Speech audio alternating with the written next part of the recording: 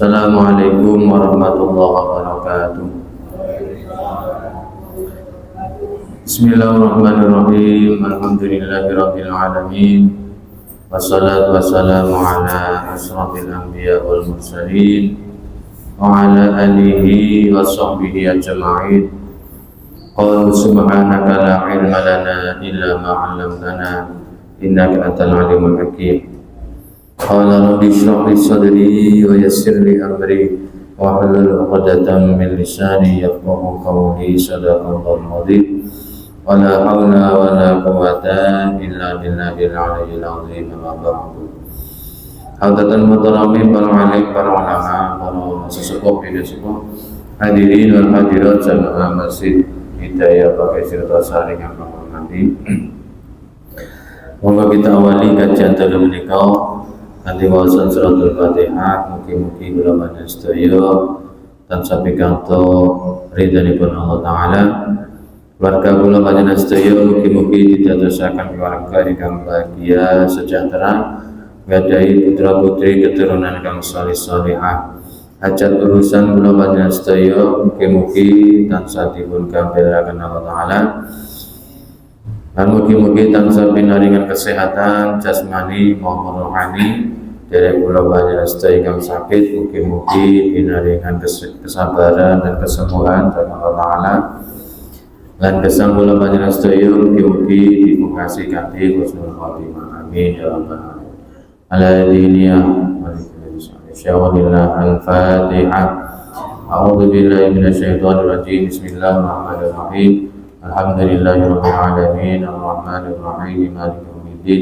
Iyyaka na'budu wa iyyaka nasta'in. Ihdinas siratal mustaqim. Siratal ladzina an'amta 'alaihim ghairil maghdubi 'alaihim waladdallin. Para jamaah sedaya, melanjutkan kajian dalam menika, kajian kitab Nashihul Ibad, melanjutkan makalah yang ke-24 dari bab yang kelima. Harapan kula panjenengan sedaya kajian menika mugi-mugi tansah pikantuk hidayah saking Allah Ta'ala, sehingga mugi-mugi ndadosaken ilmu kula panjenengan sedaya saged manfaat barokah fid dini wa dunya wal akhirah. Amin ya rabbal alamin.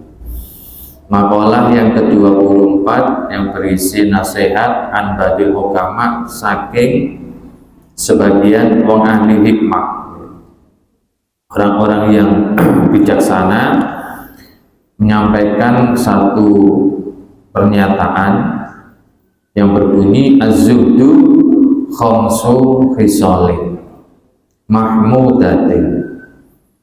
Az-zuhdu utawi zuhud, orang yang zuhud itu khamsu khisalin mempunyai 5 perkara yang terpuji. Jadi di dalam diri orang-orang zuhud itu memiliki 5 karakter yang terpuji. Zuhud itu apa? Jadi zuhud itu salah satu makom atau derajat. Istilah yang sering dipakai dalam dunia tasawuf itu ada istilah-istilah yang menggambarkan tentang kondisi kejiwaan seseorang. Jadi wonten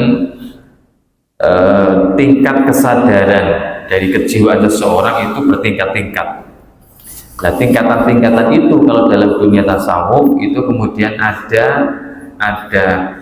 namanya sendiri-sendiri.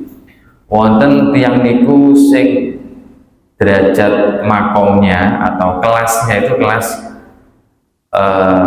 salikin. Wonten sing disebut dengan istilah salikin. Salikin itu orang yang sedang melakukan perjalanan spiritual. Misalkan seseorang itu sedang nglakoni riyadhah, senengane nglakoni poso. Dalam rangka apa nggih? Soalnya dikai amalan kok gurune niku dikon sering poso wetone, kon poso Senin Kamis, kon istiqomah misalnya gitu nggih. Jadi punya amalan-amalan tertentu yang diberikan oleh guru spiritualnya. Terus dia menjalankan ritual-ritual itu Langit ini disebut sebagai salikin, orang yang dalam perjalanan spiritual. Biasa dikatakan. Ngene wonten malih sing kategori misalnya gini, disebut orang-orang yang termasuk zuhud nih, termasuk diantaranya. Wonten malih istilah yang disebut dengan arifin. Arifin itu orang-orang yang arif, orang-orang yang memiliki pemahaman tentang ketuhanan itu sedemikian mendalam sehingga kesadarannya tentang ketuhanan itu jauh lebih mendalam daripada lainnya.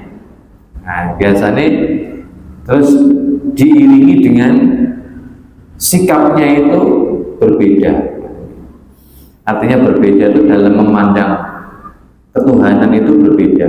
Jadi seakan-akan dia merasa punya hubungan yang khusus dengan Tuhannya. Nah, itu biasanya harus disebut dengan orang-orang yang arifin, orang-orang yang arif, orang-orang yang ahli mengenal Tuhan. Nah, wonten diantaranya disebut dengan orang yang zuhud atau zahidin, orang-orang yang zuhud. Orang-orang yang zuhud itu orang-orang yang juga memiliki tingkat kesadaran yang berbeda. Misalkan pulang jenengan ngaji Nasrul Libat sekian tahun, misalkan gitu. Kemudian titik akeh itu mulai mempengaruhi pola berpikirnya pulang jenengan, misalkan gitu. Pola berpikir kita itu kemudian mengalami perubahan. Dari yang dulunya misalkan memandang bahwa kehidupan dunia itu segalanya, koyo-koyo itu urip nang dunia itu koyo-koyo wis pokoknya kudu sukses, pokoknya kudu sugih, pokoknya kudu urip makmur, misalkan gitu gitu. Kemudian seiring dengan berjalannya waktu, bertambahnya ilmu, bertambahnya pemahaman, wawasan, kemudian muncullah kesadaran-kesadaran sehingga mempengaruhi pola berpikir, sehingga pola berpikirnya berubah menjadi bahwa dunia itu ternyata sebagai alat, ternyata dunia itu bukan tujuan, ternyata dunia itu hanya panggung sandiwara, misalkan kata gitu. Sehingga sudut pandangnya tentang dunia itu mulai berubah. Terus termasuk sikapnya juga mulai berubah terhadap dunia. Sing asalnya niku ngongsrong ketika mau berdunia, kemudian setelah muncul kesadaran-kesadaran tadi itu, terus akhirnya berubah menjadi lebih santai, misalkan lebih bisa menerima, misalkan rezeki didi diyoji tetap bisa syukur. Sing asale rezeki didik niku isine sambat tok ae Rasulullah tok. Kemudian bertambahnya keilmuan, wawasan, akhirnya terus semakin bisa menerima, misalkan katanya. Nah, perubahan kesadaran ini yang kemudian menjadikan seseorang ini makom derajatnya secara kejiwaan itu mengalami perubahan. Cara bahasa ini naik kelas. Kelasnya sudah tidak lagi sebagai pencari dunia, tetapi berubah menjadi pencari Tuhan, misalkan gitu. Nah, orang-orang yang secara kejiwaan kesadarannya itu mengalami perubahan dalam sudut pandangnya mengenai dunia, itu kemudian kelasnya disebut kelas orang-orang yang zuhud. Yang dimaksud di sini adalah tentang orang yang zuhud, yaitu orang-orang yang memandang duniawi itu sebatas alat, sebatas perantara untuk mencapai tujuan, yaitu akhirat. Nah, orang-orang zuhud ini mempunyai 5 karakter yang terpuji. Kalau ini sempat dibahas tunggal, yang pertama adalah as-siqatu billah, memiliki sikoh. Sikoh itu adalah mempunyai hubungan yang kuat dengan Tuhannya, mempunyai koneksi yang kuat dengan Tuhannya, sehingga kebergantungannya itu kepada Allah sangat kuat, lebih memilih mengandalkan Allah daripada mengandalkan manusia, lebih menggantungkan harapan cita-citanya, mau sebagai menggantungkan segalanya itu kepada Allah, itu lebih kuat daripada kepada makhluk. Itu namanya sikoh, hubungan yang terjalin kepada Allah itu sangat kuat sekali. Itu diantara karakter pertama yang dimiliki oleh orang-orang yang zuhud. Yang kedua, watabari anil khalqi, dan mereka terputus hubungan dengan makhluk. Maksudnya terputus itu ketergantungannya kepada makhluk ini pun boten sepiro kata. Jadi ketergantungan jiwanya kepada makhluk itu sudah mulai bisa dilepaskan. Dia sudah tidak lagi terbelenggu oleh berbagai macam kepentingan duniawi. Cara kula biasanya memberikan bahasa niku wong sing wis merdeka. Jadi mensikapi duniawi niku menjadi biasa. Ono yo biasa, gak ono yo biasa. Itu orang yang sudah merdeka. Orang yang terjajah itu lek ono niku saweneng, lek gak ono susah. Niku berarti wong tasik terjajah. Terjajah niku berarti nggih terbelenggu, nggih. Masih terikat oleh dualitas. Ketika ono niku saweneng, nek ketika pas gak ono susah. Niku wong yang masih terbelenggu. Orang-orang zuhud itu sudah merdeka, sudah tidak lagi terikat jiwanya dengan duniawi. Jadi ono ya biasa, gak ono ya biasa. Dijanjani uang ya biasa, ketika janjine bleset ya biasa. Nah, ini orang-orang yang zuhud. Berbeda ya dengan orang-orang yang belum zuhud itu nih. Dijanjani uang sing manis niku, wah sampai kayak satu turu. Wis mbayang no. Begitu bleset, mau stres barang. Nah itu namanya masih ketergantungan dengan manusia, masih gampang diombang-ambingkan oleh dunia.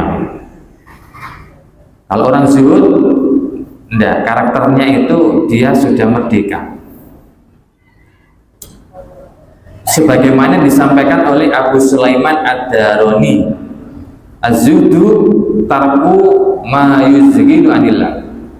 Karena orang zuhud itu dia lebih sibuk, fokus perhatiannya itu tertuju kepada Allah. Jadi fokus perhatian jiwanya, fokus orientasi hidupnya itu sing dituju niku namung apa carane ben iso semakin dekat dengan Allah, semakin dekat dengan Allah. Ini kuat tujuannya. Jadi soal dijanjani wong, dikai duit, dikai kehormatan, dikai jabatan itu gak seberapa penting, katanya. Jadi yang paling penting dalam hidupnya orang-orang zuhud itu adalah ya Allah pengen semakin dekat dengan Allah, iso bermesraan dengan Allah, ngoten. Pikiran ini ngono. Nah, ini kula jenengan lah mboten.